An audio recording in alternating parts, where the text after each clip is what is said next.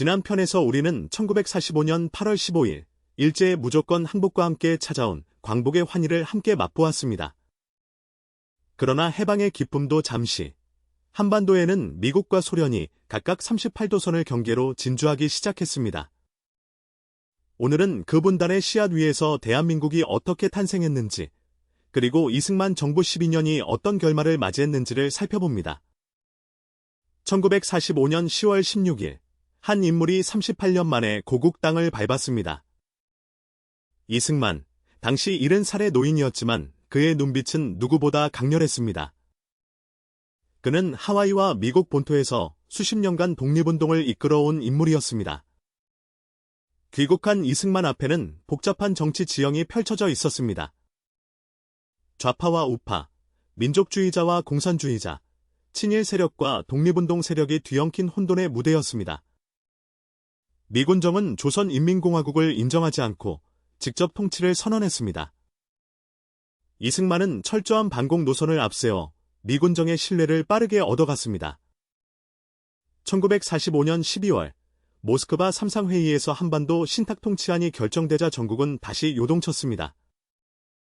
우파 세력은 신탁통치 반대, 좌파 세력은 찬성으로 갈라지며 민족 분열이 더욱 심화되었습니다. 이승만은 신탁통치 반대 운동을 주도하며 대중적 지지를 빠르게 확보해 갔습니다. 1947년 미소공동위원회가 결렬되자 한반도 문제는 유엔으로 넘어갔습니다.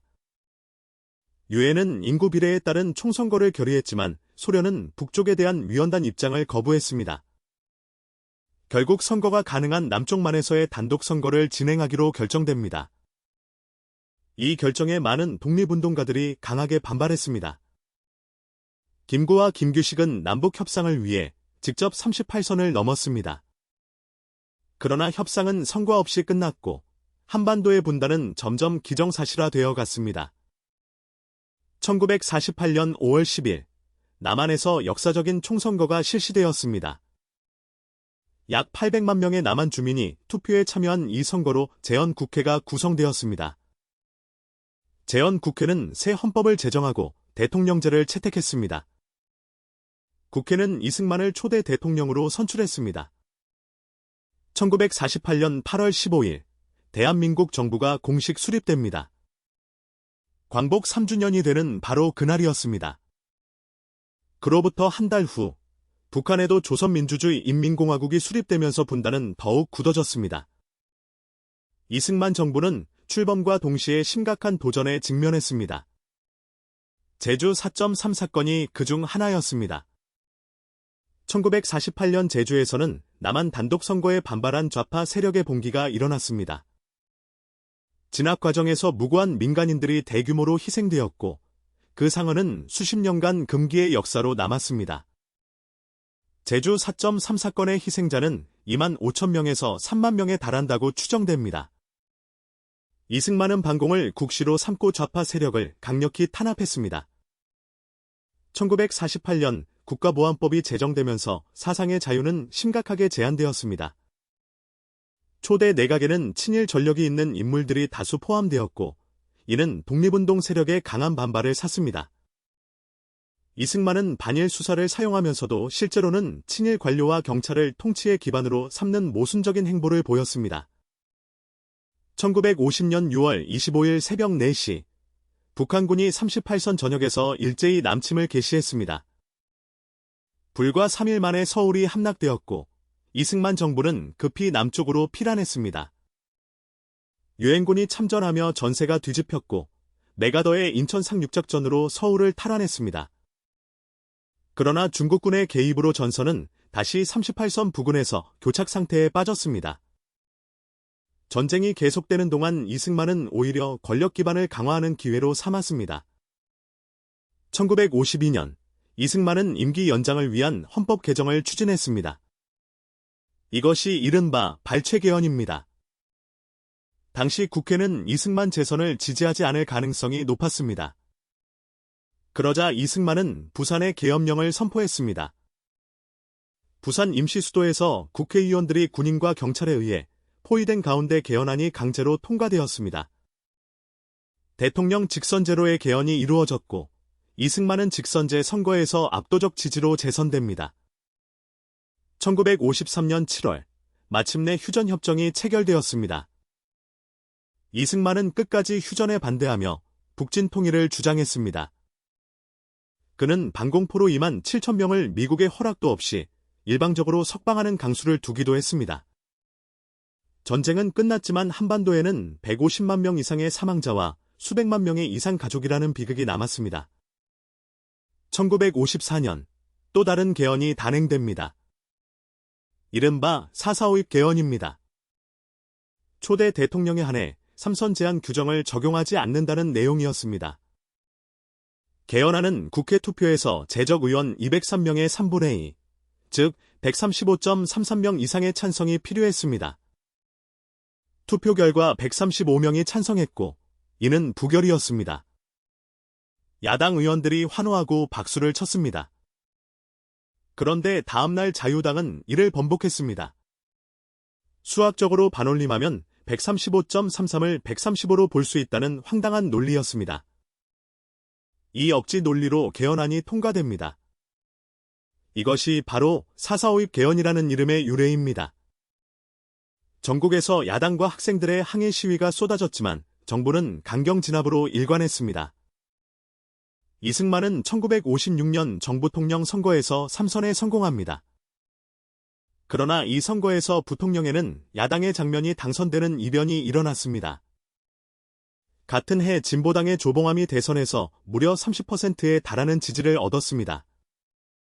이에 위협을 느낀 이승만 정부는 조봉암을 간첩 혐의로 기소합니다. 1959년, 조봉암은 사형에 처해졌습니다. 훗날 재심에서 무죄 판결을 받은 정치적 사법살인이었습니다. 1958년에는 정부의 비판적인 경향신문이 폐간되었습니다.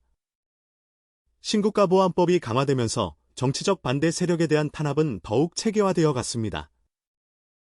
이승만 정부 말기, 자유당의 실질적 권력은 그의 측근 이기붕에게 집중되어 있었습니다. 이기붕은 부통령 자리를 간절히 원했습니다. 고령의 이승만이 사망하면 자신이 대통령이 될 수 있었기 때문입니다. 자유당은 1960년 3월 15일에 예정된 정부통령 선거를 앞두고 조직적인 부정선거를 계획했습니다. 투표용지를 미리 기표하여 투표함에 집어넣는 사전투표가 공공연히 이루어졌습니다.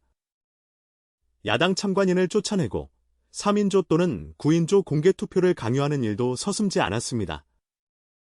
일부 지역에서는 이승만과 이기붕의 득표율이 100%에 달하는 믿기 어려운 숫자가 나왔습니다. 역사는 이날을 3.15 부정선거로 기록합니다. 부정선거는 너무나 노골적이어서 선거가 끝나기도 전에 전국 곳곳에서 항해 시위가 터져나왔습니다. 마산에서는 대규모 시위가 발생했고 경찰은 시위대에 발포했습니다. 그리고 4월 11일 마산 앞바다에서 한 청년의 시신이 떠올랐습니다. 김주열, 당시 17세의 마산상고 입학 예정이던 고등학생이었습니다. 그의 눈에는 최루탄이 박혀 있었습니다. 경찰이 시신을 바다에 유기한 것이었습니다. 이 충격적인 장면이 언론에 보도되자 전국의 민심은 폭발 직전에 이르렀습니다. 한 언론인은 훗날 이렇게 회고했습니다. 그 사진 한 장이 혁명을 만들었다. 4월 18일, 서울에서 고려대학교 학생들이 대규모 시위에 나섰습니다. 그런데 귀가하던 학생들이 정치 깡패들에게 집단 폭행을 당하는 사건이 발생했습니다. 이 사건이 분노의 도화선에 불을 붙였습니다. 다음 날인 4월 19일, 역사가 바뀝니다. 4.19 혁명입니다. 서울의 학생들이 대통령 관저 경무대를 향해 행진을 시작했습니다. 고등학생부터 대학생까지, 그리고 시민들까지 합류하여 수만 명이 거리로 쏟아져 나왔습니다. 경찰은 시위대를 향해 무차별 발포했습니다. 하루에만 100명 이상이 거리에서 목숨을 잃었습니다. 총 희생자는 사망자 186명, 부상자 6천여 명에 달했습니다. 희생자 중 상당수가 10대 학생이었습니다. 총에 맞은 어린 학생들이 피를 흘리며 쓰러지는 모습이 거리 곳곳에 펼쳐졌습니다. 4월 19일 이후에도 시위는 멈추지 않았습니다. 이번에는 지식인과 교수들이 나섰습니다. 4월 25일 서울 시내 대학 교수 258명이 학생의 피해 보답하라는 현수막을 들고 행진에 나섰습니다. 중년의 교수들이 거리에 나서는 모습에 시민들은 큰 감동을 받았고 더 많은 이들이 시위에 합류했습니다. 4월 26일 아침 이승만은 마침내 하야를 선언했습니다. 라디오를 통해 흘러나오는 그의 목소리는 떨렸습니다. 국민이 원한다면 대통령직에서 물러나겠습니다. 거리에 나섰던 시민들은 눈물을 흘렸습니다. 12년간의 이승만 독재가 마침내 막을 내리는 순간이었습니다. 하야 직후 이기붕 일가는 비극적인 최후를 맞이했습니다. 이기붕의 큰아들 이강석이 권총으로 부모와 형제를 쏜 뒤 스스로도 목숨을 끊었습니다. 정권의 몰락이 부른 참극이었습니다. 이승만은 5월 29일 하와이로 망명길에 올랐습니다.